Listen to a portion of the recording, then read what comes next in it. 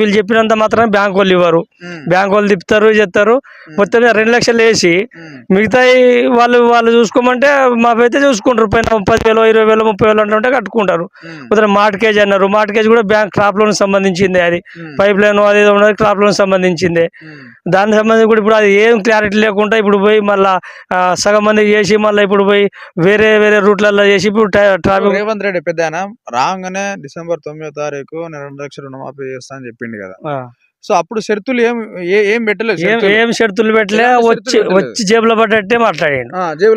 జేబులో పడ్డట్టే మాట్లాడాడు. ఏం షరతులు లేవు, ఏం లేవు. ఏం షరతులు లేకుండా కూడా ప్రజలకు ఇప్పుడు వ్యవసాయ ఈ రైతుల గురించి ఆలోచిస్తే మాత్రం 2 లక్షల వరకు మాఫీ చేయాలి. పైన ఏదో ఉంటే వాళ్ళు కట్టుకుంటారు, మళ్ళీ వేసి కట్టుకుంటారు. కానీ మొత్తం కట్టే అంటే సరే ఒకరికి 3 లక్షలు ఉన్నది, 1 లక్ష రూపాయలు కావాలంటే మళ్ళీ అప్పు పోయి అప్పు లేకుండా చేద్దామని రైతు అని చేసి